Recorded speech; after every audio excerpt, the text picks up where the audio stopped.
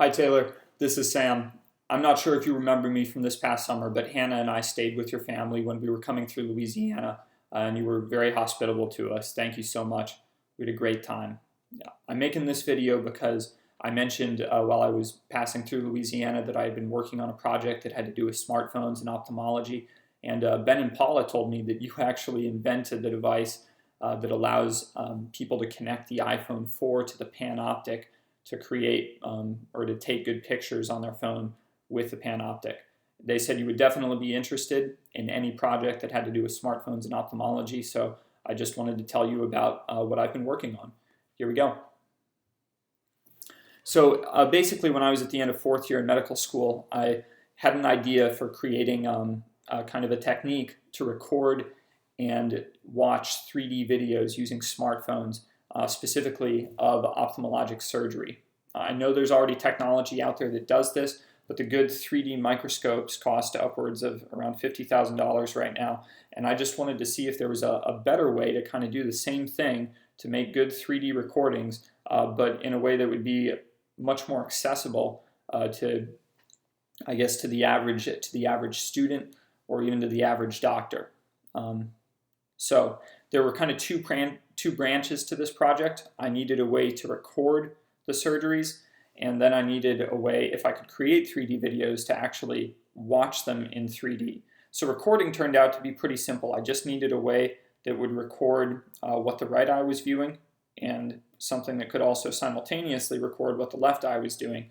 And then I needed a way to play them back. Now the current technology for playback for these, for the really nice 3D microscopes, is to have cameras that are watching the left and right eyepiece of the microscope at about the same time in the operating room, and then to play everything back on this big monitor that refreshes at about 120 hertz or maybe even higher. And the reason it does that is it shows a left eye image and then a right eye image, and it just alternates back and forth. And then your surgeon can sit there with a pair of polarized glasses, and they're at opposite polarizations. And the right eye sees the right eye images, and the left eye sees the left eye images. And when the refresh rate is so high, they both see a perfectly smooth frame rate. It's a pretty comfortable viewing experience. But that's a lot of specialized equipment, and I wanted to see if I could come up with something that would just be a little bit more available kind of in the home or to anybody, anywhere. So that's where smartphones come in. And I just kind of want to walk through how I did that. Oh, and before I dive into that, I did want to say that this project that I did has been accepted for a poster presentation at the annual AAO meeting in Vegas this year. So if you're going to that meeting, I will really look forward to seeing you there. I'm also trying to publish the paper as a technique paper.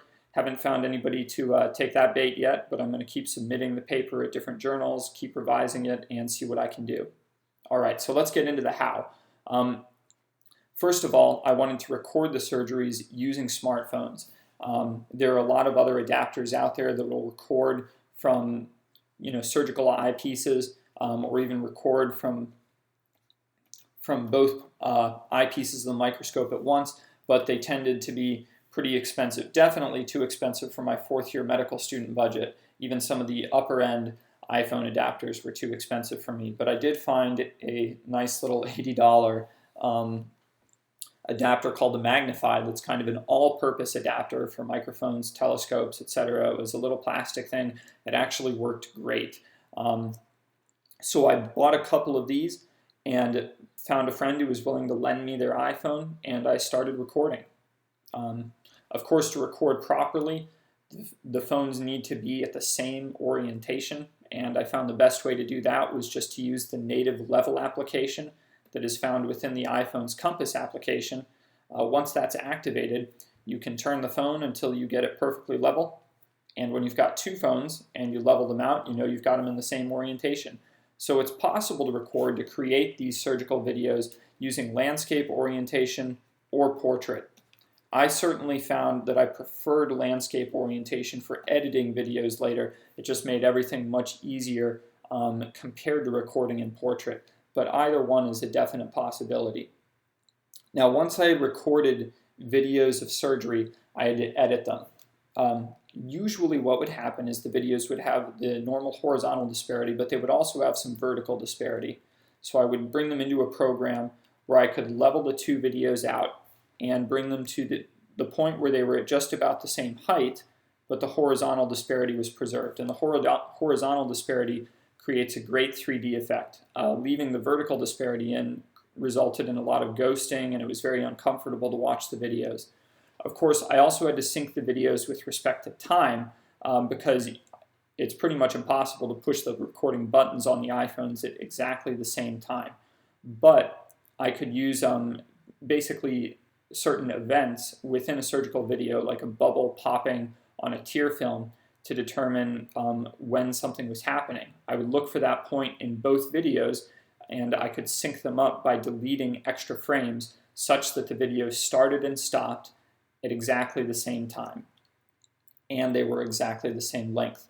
Once I had videos that were synced like this, I could mash them into one single video. And at first I tried Anaglyph. That's where one video is created with a red tint and one video is created with a blue tint. And these can be watched using 3D Anaglyph glasses. Unfortunately, this technique tends to wash out all the color from the video. The 3D effect is pretty cool, but some important visual information is lost using it, and it also kind of gives you a headache after sitting and watching a video for a long time with this kind of orientation. That said, if you'd like to see what they look like, I'd be happy to send you a pair of Anaglyph glasses and a couple of the videos I recorded. But what I found worked much better was to use head-mounted displays and smartphones. And I like this even better because it actually means that you're recording and watching the videos on smartphones. And I think a lot of people, even if they don't use computers these days, desktop computers, or don't have nice desktop computers available, a lot of people do have the latest smartphone. So I tested this technique with Google Cardboard. You can get a nice pre-made Google Cardboard for around 20 bucks, which is absolutely fantastic. And there are much nicer apparatuses out there for kind of using smartphones for 3D experiences. Even Carl Zeiss has created a head-mounted display adapter that's meant to be used with new smartphones. So there's a lot of potential for this. Now all I did is I created one single video that displayed the left side on the left and the right side on the right. Pretty simple. But watching it on using a device like Google Cardboard, it created a fantastic 3D effect. I found that the video was pretty smooth. There was still some ghosting, but the biggest problem was that the screen resolution was really low, especially on previous generation smartphones, which is all that I've had the chance to test these videos with so far. Let me explain what I mean. I recorded in 1080p resolution. Now, mashing two 1080p videos together, you get a total horizontal resolution of 2160. Oh, actually, that's vertical. I'm sorry. It's 1920 by 1080.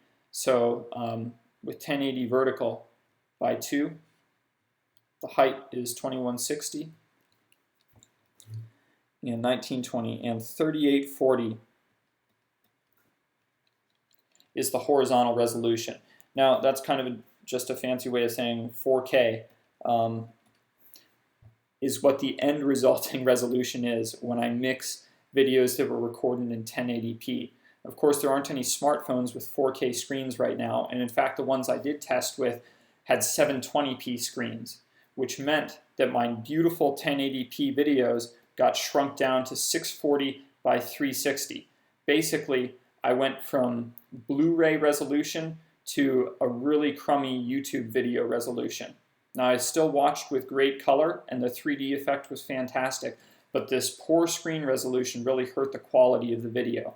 Fortunately, that problem is going by the wayside. Smartphones are getting better and better screens, and the newest Galaxy smartphones have 1440p resolution, which, if you do the math, means that splitting that in half for my vertical resolution, you could actually be watching videos at 720p on that screen. That's pretty good. That's HD DVD, and once the jump is made to 4K, we'll be able to watch 3D videos that have a 1080p screen for each eye. Now, that's kind of the long and short of what I did and what the technique is. So why didn't I make this video? Well, really just because Ben and Paula said you might be interested, but I also think there's a lot of potential for growth with this technique. Right now, smartphone cameras are improving at a very rapid rate. What my camera can do on an iPhone 5S is nothing compared to what the camera on an iPhone 6 or a 6S can do, or the new Galaxy phones. Not only can these phones record with higher resolution, they can also record with higher frame rates. And using slow motion, they can record at ultra high frame rates, still with pretty good resolution most of the time. So I think this has a lot of potential for education. What I would love to do would be to make a library of 3D teaching videos that display some basic techniques for retinal surgery or for cataract surgery. And I think it'd be even cooler to take video in slow motion of specific key parts of surgery, like the capsule rhexis, and to be able to show somebody what it looks like when a master surgeon does that technique in slow motion, in 3D. I think that would be fantastic. I could see this becoming a library of YouTube videos available to training ophthalmologists around the world for education, or perhaps it could be commercialized. Since I'm in the military, I don't know if I'd be able to participate in that, but I know you're a sharp businessman. I certainly wouldn't be opposed to it. Second, this technique needs to be streamlined and improved. If you have any thoughts or ideas about how I could improve things, I would love to hear from you. I've already taken steps to improve my own process. I built a PC this summer and built something with a great processor and a good graphics processing core so that I can basically run these videos through my kind of algorithm for creating a 3D video and process them, mash them together much more quickly than I could on my laptop, which would take 45 minutes to process a single video, and sometimes it wouldn't even come out right, and all that time wasted would just have to be kind of recycled and tried again. And finally, I do kind of want to get the word about this technique out and see if there are other people who are interested in creating 3D videos. I'm not sure if you have many medical students or residents come through at your practice, but if there are any eager students who would like to participate in something like creating 3D videos, especially teaching 3D videos, then I would be more than happy to let somebody else kind of get a piece of the pie, or to work with you on creating some videos as well. I think that would be absolutely fantastic. And who knows, maybe one day watching 3D surgical recordings will be the standard for ophthalmology. I certainly think 3D recordings convey information much more effectively than 2D recordings, especially in ophthalmology surgery, where that visual information about the depth of instruments and the angles they're moving at and pointing in is very important. If I can send you a Google Cardboard to use with your own smartphone so that you can see this for yourself, because in this case I really think seeing is believing. It sounds okay, but it doesn't really click until you actually get to see it. Please let me know. I'd be happy to send you something. And I live in San Antonio. I'm not too far away, and I'm actually on a research rotation right now. So I'd even be willing to drive out to Shreveport to shoot some video with you, to do some editing, and to see if we could come up with anything. If you have any thoughts at all or any questions or want to chat about this sometime, please reach out to me by email or give me a call. I'd love to talk about it a little bit more.